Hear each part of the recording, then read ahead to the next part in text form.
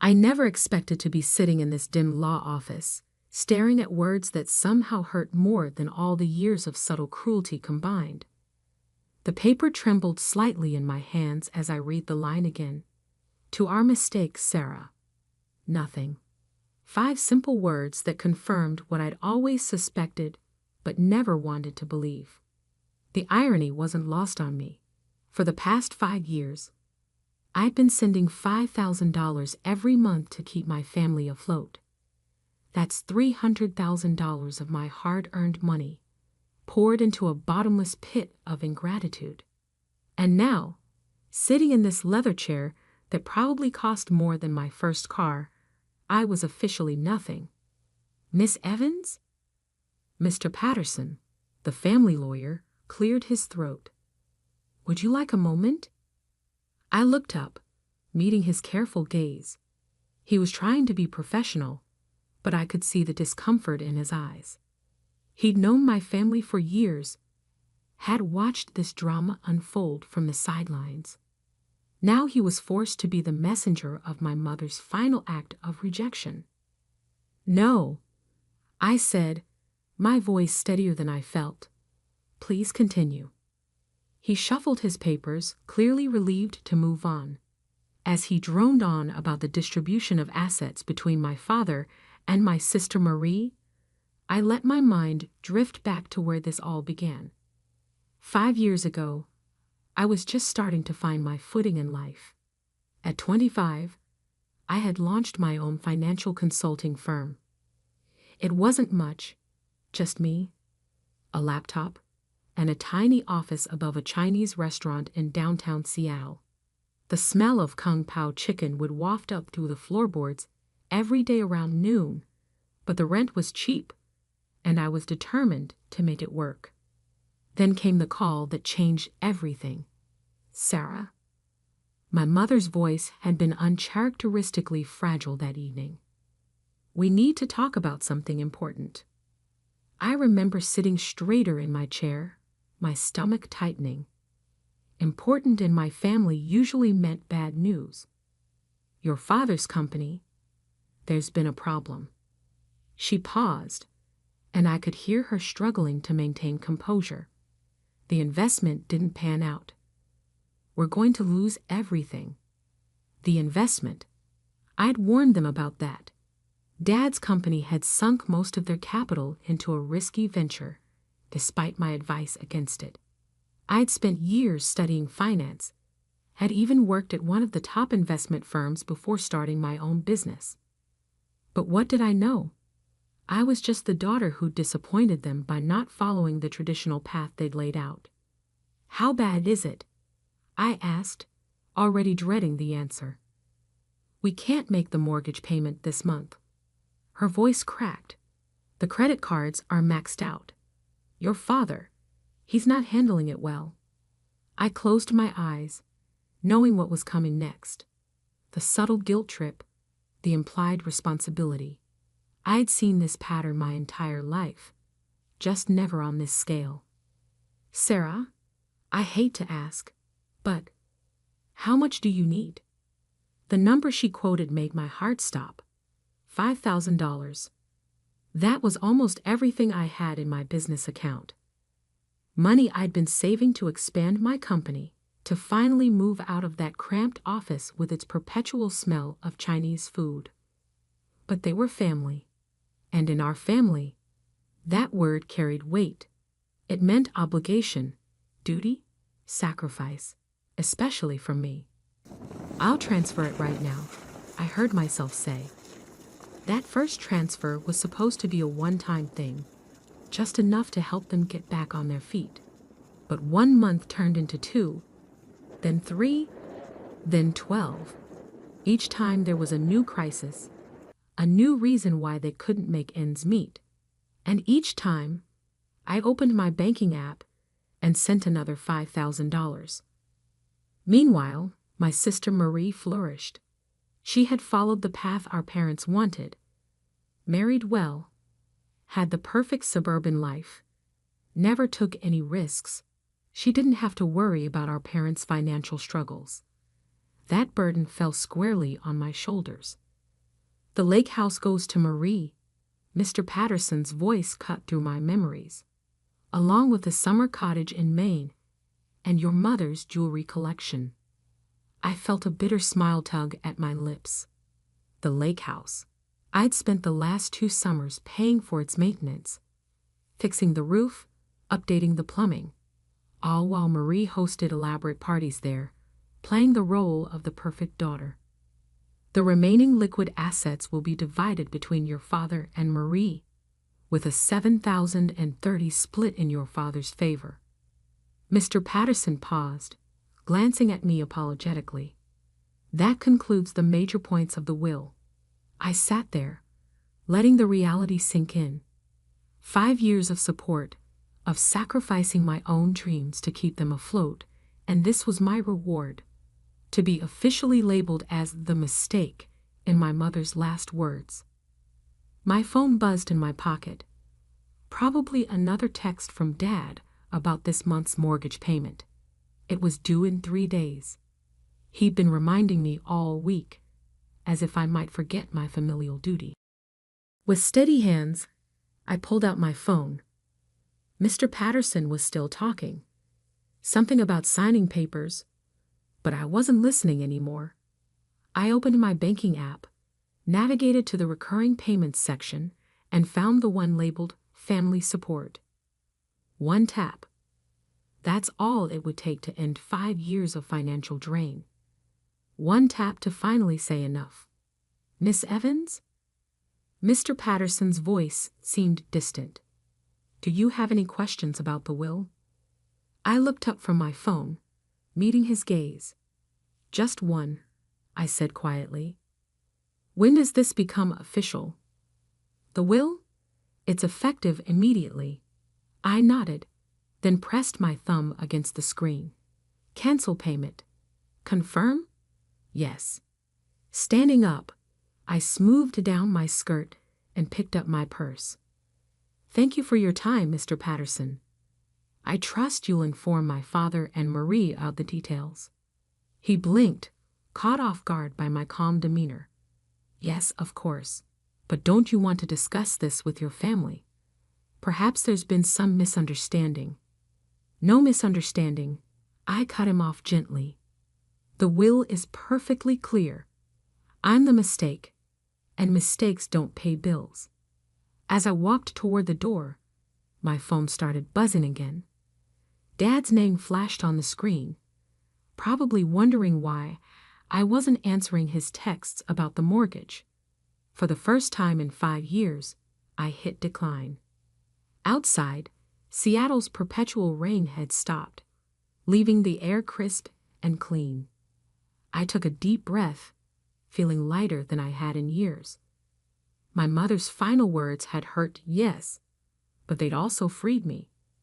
No more pretending, no more obligation, no more draining my resources to fuel their lifestyle. I had built something from nothing once before, starting with just a laptop and a dream in a tiny office above a Chinese restaurant. I could do it again, but this time without the weight of family expectations holding me back. My phone buzzed one more time. A text from Marie. Where are you? Dad's trying to reach you about the mortgage. I typed out a reply, then paused, considering my words carefully.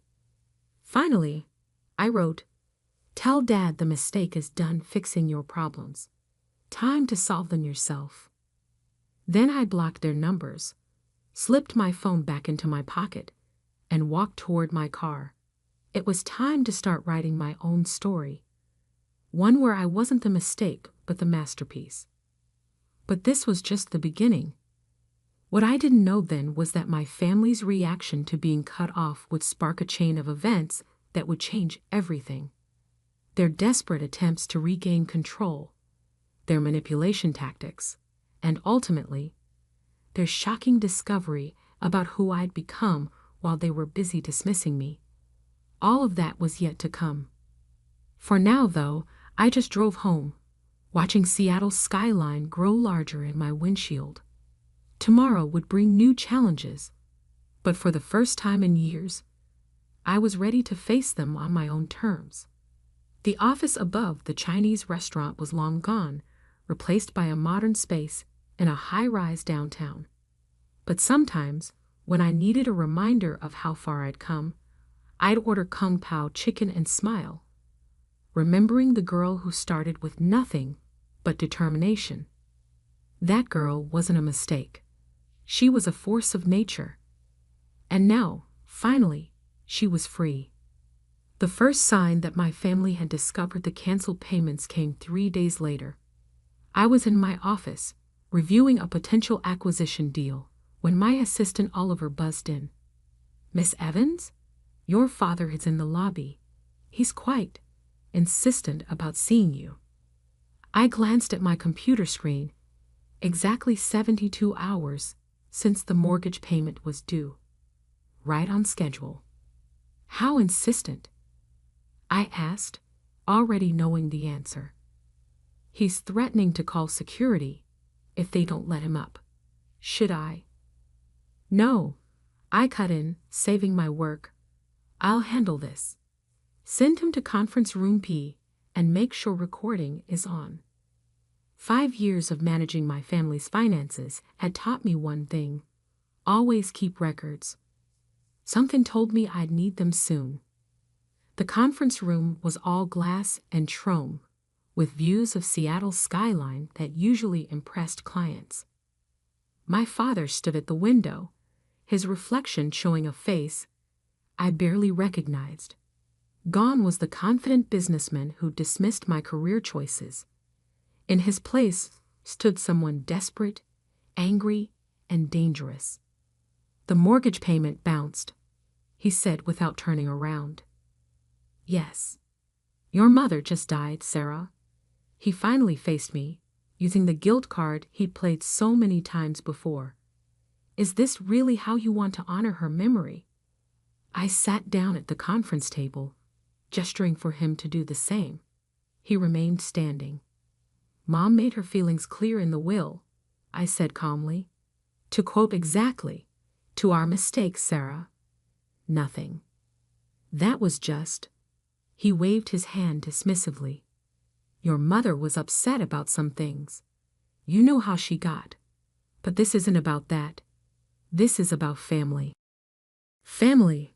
I repeated the word slowly. "Like how you and Marie got everything while I got labeled a mistake."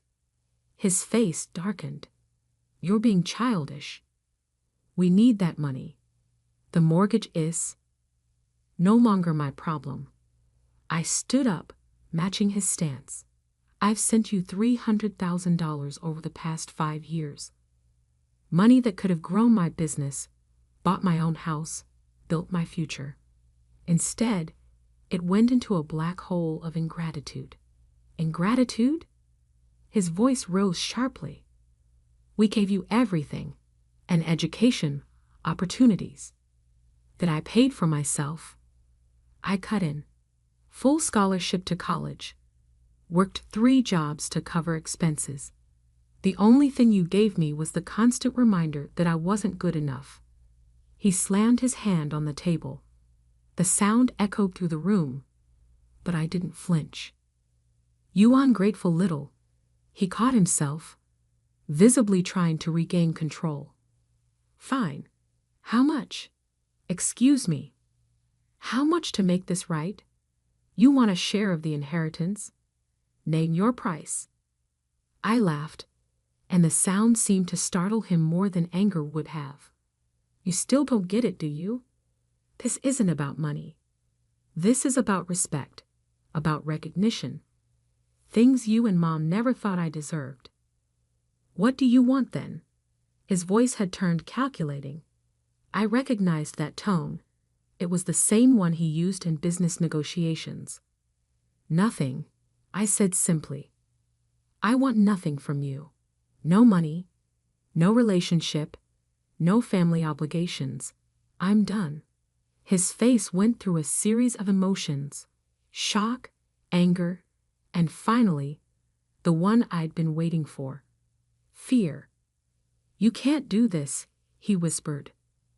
"The house? Everything. We'll lose it all.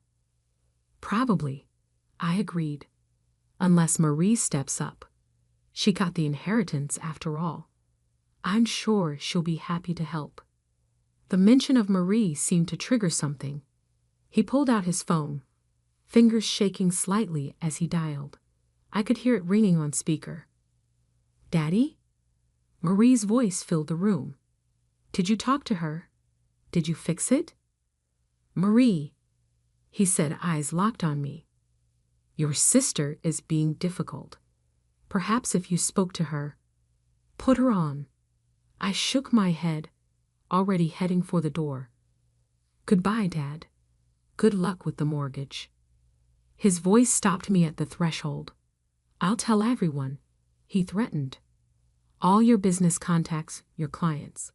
They'll know what kind of person you really are, abandoning your family like this.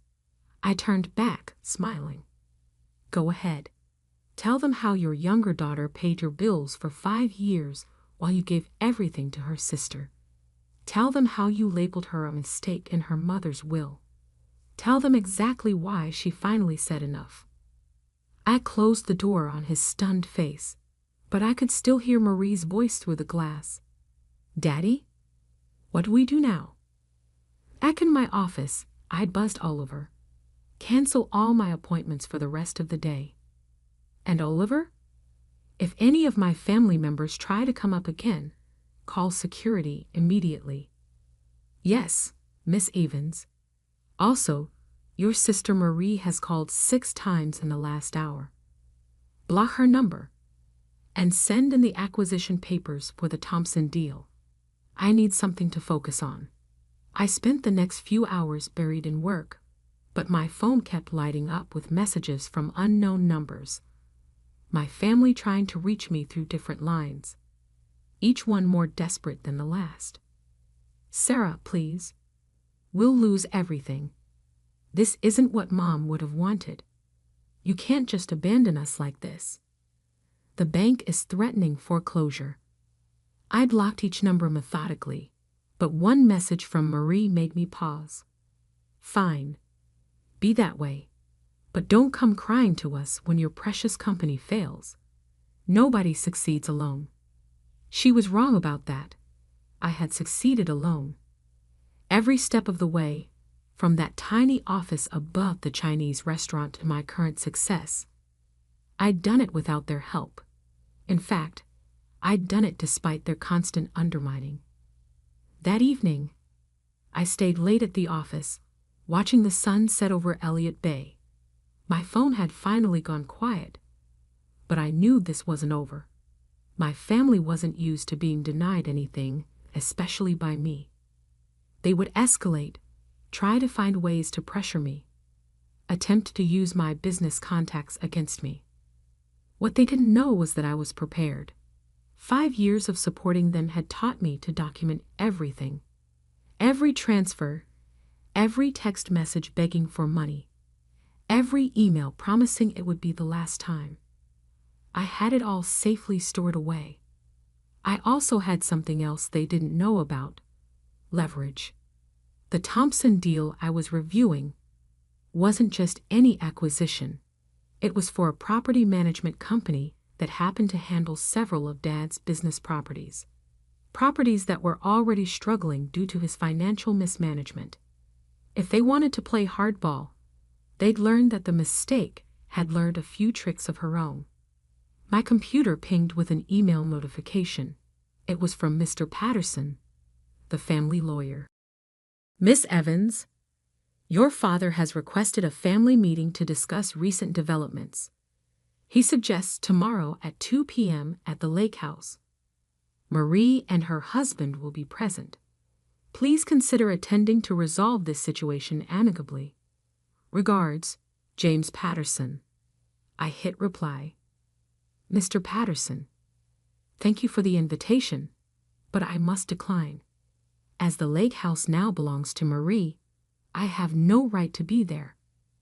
As for resolving the situation, I believe Moms will made everything perfectly clear.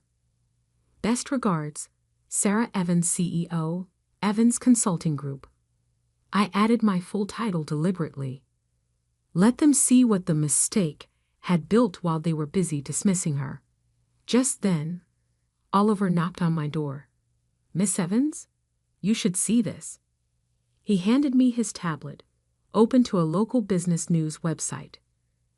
The headline made my blood run cold. Evans Drama. Local BUSINESSMAN. ACUSES. THEUEHER. A financial abandonment. There was my father, quoted extensively about how his ungrateful daughter had cut off support for her grieving family, how I'd taken advantage of their trust, then abandoned them in their time of need. The article even mentioned my company by name. So this was their play. They thought they could shame me back into line, damage my business reputation until I had no choice but to give in. What they failed to understand was that shame only works if you accept it, and I was done accepting their version of reality. I handed the tablet back to Oliver. "Call PR. It's time to tell our side of the story." The next few days would change everything. My family thought they could pressure me into submission, but they were about to learn that the daughter they dismissed for so long had become someone they couldn't afford to antagonize. Their attempts to damage my reputation would backfire spectacularly, leading to revelations that would shake our family's foundations. But that was tomorrow's battle. For now, I had work to do, starting with a call to the Thompson Group about accelerating our acquisition timeline. The PR war my father started backfired spectacularly within 48 hours. I hadn't planned to make our family drama public, but since he opened that door, I walked right through it. My company's PR team released a simple statement, a detailed record of every payment I'd made to my family over the past 5 years, alongside a copy of the relevant section of my mother's will. No emotional commentary, no accusations, just cold, hard facts with a single question at the end. Who really abandoned whom? The public response was immediate and overwhelming. Local business forums exploded with discussions. The same news outlet that had published my father's accusations now ran a follow-up piece. Family financial abuse. The dark side of filial obligation. But I wasn't done yet. "The Thompson acquisition papers are ready," Oliver announced, placing a thick folder on my desk. "They're offering a 15% discount if we close by the end of the month." I smiled, opening the folder. Thompson Properties managed 60% of my father's business real estate. Once this deal went through, I would effectively become his landlord. "Schedule the signing for next week," I said, then paused. "And Oliver?" "Make sure my father receives an invitation. He should know who his new property manager is going to be." The next few days passed in a blur of activity. My family tried everything to regain control. Marie showed up at my office twice, only to be turned away by security. My father attempted to contact my major clients, but my reputation for integrity spoke louder than his desperate accusations. Then came the text that changed everything. It was from my father's business partner, Michael. "Sarah, you need to see this. Your father's trying to sell the company." Attached was a photo of a contract. My father was planning to sell his remaining business assets at a fraction of their worth to a holding company I'd never heard of.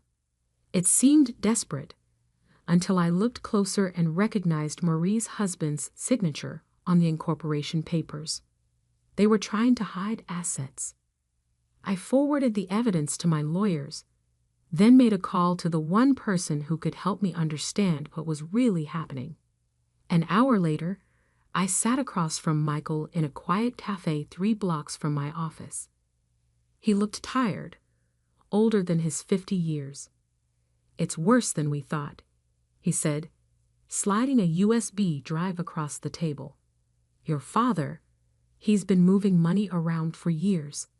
The investment that supposedly failed, it didn't. He shifted the profits to offshore accounts, then claimed bankruptcy to avoid paying investors. I felt the blood drain from my face. That's fraud. Michael nodded grimly.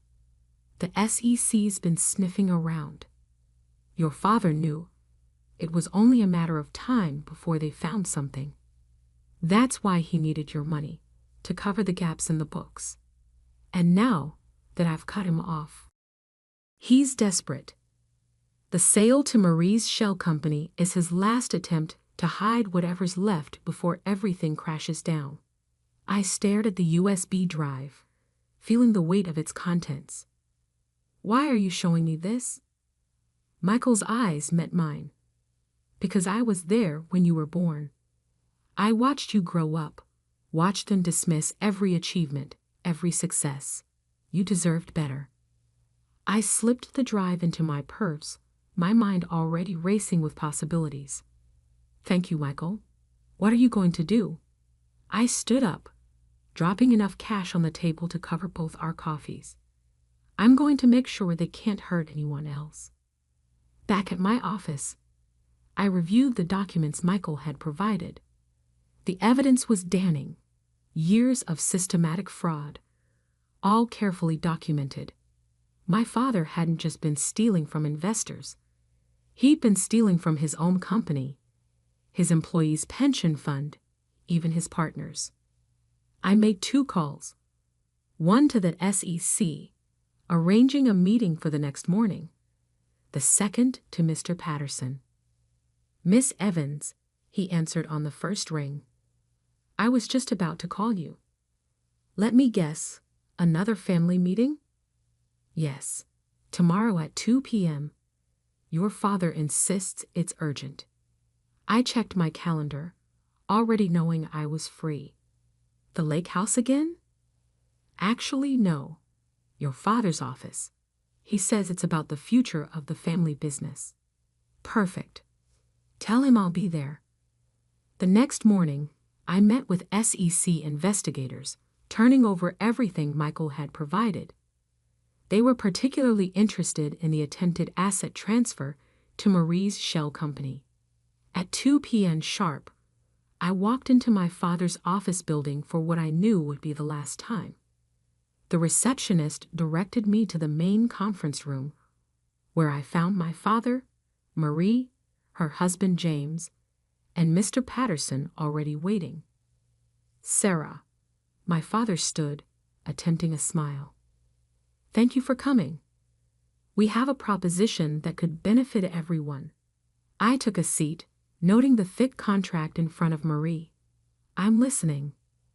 We're restructuring the family business, he began. Marie and James have created a new holding company. We want to transfer all assets to this new entity, with you receiving a 15% stake. In return, we need you to resume me the monthly payments and publicly retract your recent statements. I picked up the contract, pretending to read it carefully. And if I refuse, Marie leaned forward. Then you get nothing. No stake in the company, no share in any future profits. You'll be completely cut off from the family fortune. What family fortune? I asked quietly. The one Dad hid in offshore accounts, or the one he stole from his investors. The room went deadly silent. My father's face turned pale. What are you talking about? Marie demanded, but I could see fear creeping into her eyes. The SEC is very interested in that question, I said, standing up. In fact, they should be arriving any minute now. I had a fascinating meeting with them this morning. The sound of elevator doors opening echoed down the hall, followed by multiple footsteps. You didn't, my father whispered. Actually, I did. But don't worry, I made sure they got everything. The offshore accounts, the fraudulent bankruptcy, even this latest attempt to hide assets through Marie's company. consider it my final gift to the family. The conference room door opened. 3 SEC agents entered, followed by 2 police officers. Henry Evans? One agent stepped forward. We have a warrant for your arrest. What happened next seemed to unfold in slow motion. My father, trying to delete something on his phone before an agent snatched it away. Marie, screaming that I had no right, that I was destroying the family. Her husband, attempting to flee before being stopped at the elevator. Mr. Patterson just sat there, shaking his head slowly. I should have known, he muttered. All those years of meticulous record-keeping. I watched as they led my father away in handcuffs, Marie and James following shortly after as material witnesses. The family empire, built on lies and manipulation, crumbled in less than an hour. Outside, reporters had already gathered. Someone must have tipped them off. As I walked to my car, I heard my father's voice one last time. Sarah, you can't do this. We're family. I turned back, meeting his eyes. No, Dad. I'm just the mistake, remember? And this mistake just corrected a lot of wrongs. 3 months later, I sat in my office, reviewing the final report from the SEC investigation. My father had been sentenced to 15 years for fraud and embezzlement. Marie and James got lighter sentences for their roles in the attempted asset concealment. The lake house and other properties were seized and sold to repay investors. Oliver knocked on my door. Miss Evans? The Thompson deal is complete. You now officially own the management rights to all former Evans Properties buildings. I nodded, closing the SEC file. Schedule a meeting with the tenants. I want to discuss modernization plans and potential rent adjustments. Also, he hesitated. There's a letter from your father. I held out my hand, taking the prison-stamped envelope. Inside was a single page. Sarah, I understand now what you meant about respect, about recognition. I'm sorry it took losing everything to see what we had in you. Dad, I folded the letter carefully and placed it in my desk drawer. Maybe someday I'd respond, but not today. Today, I had a company to run and a future to build. My phone buzzed, a text from Michael. Saw the Thompson deal announcement. Your grandfather would be proud.